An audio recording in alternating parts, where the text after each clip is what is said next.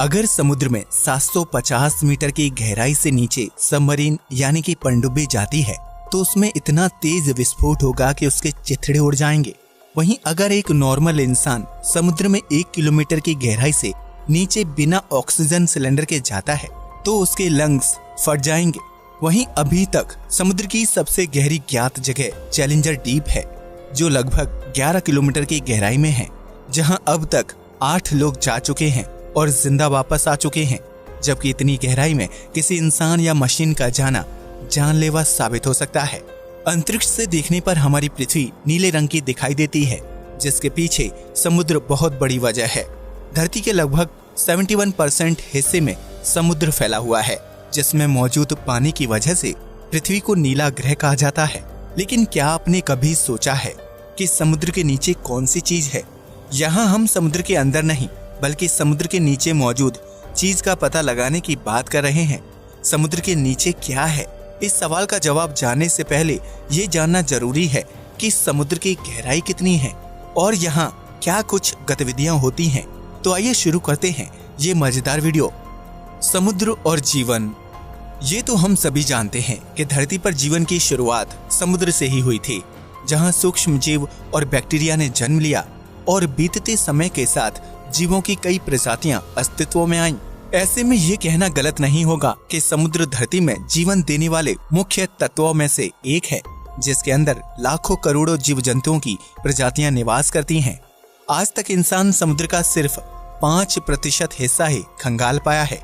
ऐसे में समुद्र के बाकी 67% हिस्से में क्या है, ये कोई नहीं जानता। लेकिन वैज्ञानिक समय समय पर समुद्र के अंदर विभिन्न चीजों की खोज करने के लिए रिसर्च करते रहते हैं, जिसके तहत इंसान एक हद तक समुद्र की गहराइयों तक पहुंचने में कामयाब हो पाया है। प्रशांत महासागर के मारियाना ट्रेंच में मौजूद चैलेंजर डीप को पृथ्वी की सबसे गहरी ज्ञात जगह के रूप में जाना जाता है। इस जगह की गहराई 10,902 से 11,022 मीटर यानी कि 11 किलोमीटर के करीब है। इस जगह पर सूर्य की रोशनी नहीं पहुंचती और चारों तरफ घना अंधेरा होता है। इतना ही नहीं, चैलेंजर डीप में पानी का प्रेशर इतना तेज होता है कि वहां तक पहुंचना किसी भी इंसान या मशीन के लिए जानलेवा साबित हो सकता है। हालांकि अब तक सिर्फ 8 लोग ही चैलेंजर डीप की गहराई तक पहुंचने और वहां से जीवित बचकर वापस आने में सफल रहे हैं। लेकिन समुद्र की गहराई और उसके नीचे मौजूद चीजों का अंदाजा सिर्फ चैलेंजर डीप से ही नहीं लगाया जा सकता, क्योंकि इस समुद्र में सैकड़ों राज दफन हैं। समुद्र की गहराई। अगर आप समुद्र की गहराई को अच्छी तरह से समझना और देखना चाहते हैं तो उसके लिए शुरू से शुरुआत करनी होगी। यानी चैलेंजर डीप तक पहुंचने से पहले हमें ये जानना होगा कि समुद्र में 1 किलोमीटर से लेकर 10 किलोमीटर की दूरी तक क्या क्या घटनाएं घटित होती हैं और इससे समुद्री जीवों पर क्या असर पड़ता है। अगर आप समुद्र में 1 किलोमीटर की गहराई में जाएंगे तो एक सामान्य इंसान बिना ऑक्सीजन सिलेंडर के इस गहराई तक भी तैर नहीं पाएगा। एक इंसान ज्यादा से ज्यादा 800 फीट की गहराई तक की तैराकी कर सकता है। उससे नीचे जाने पर उसे सांस संबंधी समस्याएं होने लगती हैं। समुद्र में 1 किलोमीटर की गहराई पर जाने से इंसान को बेहद तेज वाटर प्रेशर का सामना करना पड़ेगा, जिसकी वजह से उसके फेफड़े भी फट सकते हैं। हालांकि जलीय जीवों के लिए यह प्रेशर बिल्कुल भी जानलेवा नहीं होता है। इसलिए समुद्र में 1 किलोमीटर की गहराई में मछलियों समेत दूसरे जलीय जीवों की विभिन्न प्रजातियां निवास करती हैं। वहीं समुद्र की सबसे बड़ी शिकारी मछली यानी ब्लू व्हेल अपने शिकार की तलाश में 500 मीटर की गहराई तक जाने की क्षमता रखती है, जबकि आमतौर पर यह मछली 300 से 350 मीटर की गहराई में निवास करती है। अगर आप इससे आगे समुद्र की गहराई में जाते हैं तो आपको 750 मीटर की गहराई में पनडुब्बियां नजर आएंगी। ये पनडुब्बियां पानी के अंदर रहकर दुश्मन देश की गतिविधियों पर नजर रखती हैं, ताकि समुद्र से किसी प्रकार का हमला ना किया जा सके। लेकिन 750 मीटर से ज्यादा गहराई में जाने पर पनडुब्बी पानी का प्रेशर नहीं झेल पाती और कुछ ही मिनटों में फट जाती है। यानी 800 मीटर की गहराई तक जाने पर आपको तापमान बेहद कम महसूस होने लगेगा। यह वो जगह होगी जहां सूर्य की रोशनी ना के बराबर पहुंचती है। इसी वजह से समुद्र की उस गहराई में बेहद ठंडा तापमान होगा। लेकिन कुछ जलीय जीव उस तापमान में भी खुद को जीवित रखने की कला सीख चुके हैं। इतना ही नहीं, समुद्र में 800 मीटर की गहराई पर आपको ज्वालामुखी देखने को भी मिल सकते हैं, जिनमें विस्फोट भी होता है और ज्वालामुखी से निकलने वाली गर्मी जलीय जीवों को जिंदा रहने में मदद करती है। इस तरह समुद्र की गहराइयों में 11,022 मीटर तक पहुंचने के बाद आपको घनघोर अंधेरा दिखाई देगा और यही वो जगह होगी जिसे हम सभी चैलेंजर डीप के नाम से जानते हैं। ये गहराई इतनी ज्यादा है कि अगर दुनिया के सबसे बड़े पहाड़ यानी माउंट एवरेस्ट को चैलेंजर डीप में उल्टा डाल दिया जाए तो उसकी चोटी भी चैलेंजर डीप की गहराई को छू नहीं पाएगी और 3 किलोमीटर की दूरी पर रुक जाएगी। हालांकि वैज्ञानिकों द्वारा निर्मित कुछ एडवांस मशीनें चैलेंजर डीप की गहराई तक पहुंचने में सफल हो पाई हैं ताकि वहां के माहौल का पता लगाया जा सके। लेकिन चैलेंजर डीप के बाद समुद्र के नीचे क्या है, ये सवाल अभी भी जस के तस बना हुआ है। क्या है समुद्र के नीचे? अगर आपको लगता है कि समुद्र के नीचे विभिन्न प्रकार के जीव जंतु निवास करते हैं या फिर वहां सोना चांदी मौजूद होगा तो आप बिल्कुल गलत हैं।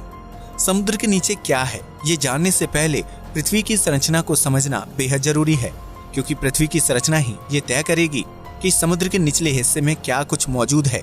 पृथ्वी की सबसे ऊपरी लेयर को क्रस्ट कहा जाता है, जहां आप, हम, नदियां, पहाड़, समुद्र और अनेकों जीव जंतु निवास करते हैं। क्रस्ट की ये लेयर 5 से 10 किलोमीटर की मोटाई वाली है। इसके बाद मेंटल की लेयर शुरू हो जाती है। क्रस्ट की लेयर में 1 किलोमीटर की गहराई तक ड्रिल करके तेल और प्राकृतिक संसाधन निकाले जा सकते हैं। हालांकि लगातार होती खुदाई की वजह से आधुनिक समय में प्राकृतिक संसाधन और तेल 1 किलोमीटर के बजाय 2 किलोमीटर की गहराई में प्राप्त होते हैं। इसी तरह समुद्र की गहराई में रहने वाले जीव जब मर जाते हैं तो उनकी बॉडी सालों साल तक पानी में डिकम्पोज होती है और आखिर में कच्चे तेल में तब्दील हो जाती है। लेकिन इसका मतलब ये नहीं है कि समुद्र के नीचे कच्चा तेल मौजूद है, क्योंकि डिकम्पोज की प्रक्रिया सालों साल चलती है। ऐसे में इतनी ज्यादा मात्रा में तेल का निर्माण तो संभव नहीं है। फिर समुद्र के नीचे क्या है? असल में समुद्र के नीचे भी पानी ही पानी मौजूद है, लेकिन ये पानी समुद्र से नहीं आता है। पृथ्वी की संरचना और यहाँ जीवन की शुरुआत होने से पहले वातावरण तैयार हुआ और मौसमी चक्र की शुरुआत हुई, जिसके परिणाम स्वरूप धरती पर सालों साल तक बरसात होती रही। आसमान से बरसते इस पानी को पृथ्वी के जमीनी हिस्से ने काफी गहराई तक सोख लिया। वहीं बरसात का कुछ पानी नदियों और झरनों में मिलकर सीधा समुद्र में चला जाता था। जमीन द्वारा सोखे गए पानी को पहले कुएं, हैंडपंप की मदद से इंसान द्वारा निकाला गया, जबकि अब बोरवेल की मदद से जमीनी पानी को बाहर निकालकर इस्तेमाल किया जा रहा है। हालांकि पृथ्वी पर इंसान का इतिहास ज्यादा पुराना नहीं है, जबकि धरती पर करोड़ों साल तक बरसात होती रही। ऐसे में सवाल खड़ा होता है कि आखिर इतने सालों तक पृथ्वी पर बरसने वाला पानी कहाँ गया? तो इसका जवाब है समुद्र के नीचे। जी हाँ, आपने बिल्कुल सही सुना। समुद्र के नीचे कुछ और नहीं बल्कि सालों साल से इकट्ठा हुआ बरसात का पानी मौजूद है। आसमान से बरसा ये पानी जमीन के अंदर समुद्र के नीचे बराबर मात्रा में फैला हुआ है और सालों से स्टोर है। करोड़ों साल तक चले जल चक्र के कारण ये पानी क्रस्ट के नीचे और मेंटल के ऊपरी हिस्से में जाकर जमा हो गया। इन्हीं दो लेयर्स के बीच हमारा समुद्र भी मौजूद है। इसलिए ये कहा जा सकता है कि समुद्र के नीचे कुछ और नहीं बल्कि सालों पहले बरसात के जरिए धरती पर आने वाला पानी मौजूद है। समुद्र के नीचे बहती हैं नदियाँ। यह सुनने में थोड़ा अजीब और अविश्वसनीय लगता है कि समुद्र के नीचे भी पानी ही पानी मौजूद है, लेकिन इस थ्योरी को कई वैज्ञानिकों ने रिसर्च द्वारा सही साबित किया है। समुद्र के नीचे क्या है, इस बात का पता लगाने के लिए वैज्ञानिक कई साल से रिसर्च कर रहे थे, जिसके परिणाम स्वरूप सबसे पहले मैक्सिको के समुद्र के नीचे नदी की खोज की गई। वैज्ञानिकों ने इस नदी का नाम सिनोटे एंजेलिटा रखा, जो कहीं कहीं पर 115 फीट समुद्र के नीचे बहती है और उसका पानी ताजा नहीं बल्कि खारा है। इसी तरह ब्लैक सी के नीचे भी दुनिया की छठी सबसे बड़ी नदी मिली थी, जो 100 फीट नीचे समुद्र में बहती है। इस नदी की रफ्तार 6 किलोमीटर पर आवर है, जो हर बहाव के साथ 22,000 क्यूबिक मीटर पानी लेकर चलती है।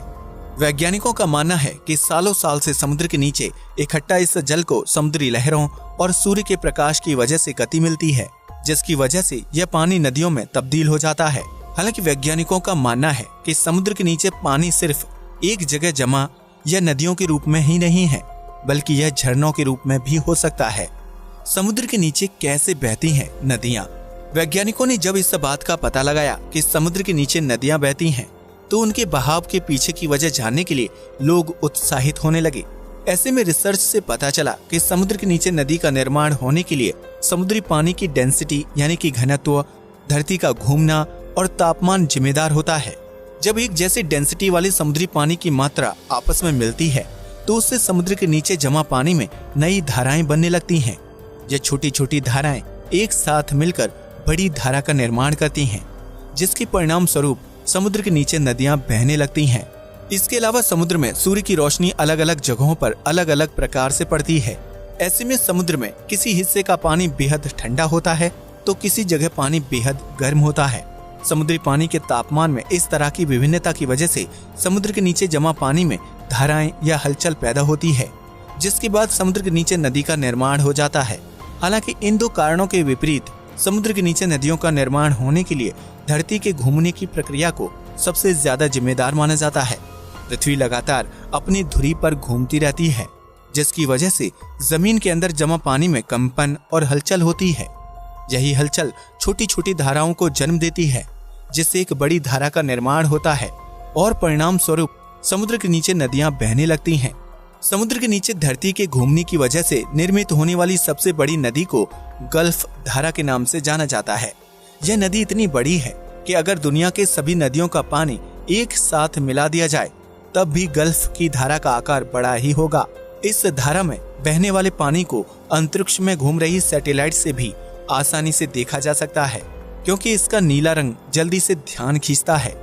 इसलिए यह कहना गलत नहीं होगा कि मौसमी चक्र की वजह से धरती पर सालों साल तक वर्षा हुई और उसका पानी धरती के अंदरूनी हिस्सों में जाकर इकट्ठा हो गया। वर्तमान में यही पानी समुद्र के नीचे नदियों और झीलों के रूप में बह रहा है। अब तो आप समझ ही गए होंगे कि समुद्र के नीचे क्या है और वह समुद्र के निचले हिस्से तक कैसे पहुंचा। यकीनन पृथ्वी के निर्माण से लेकर उसकी संरचना और वास्तविक स्थिति सब कुछ बहुत ही रहस्यमयी है, जिन्हें सुलझाने का प्रयास इंसान सालों से कर रहा है। अब ये देखना दिलचस्प होगा कि समुद्र के नीचे मौजूद पानी में भी जीवन संभव है या नहीं। इस बारे में आपकी क्या राय है? कमेंट सेक्शन में जरूर बताइएगा। नमस्कार दोस्तों।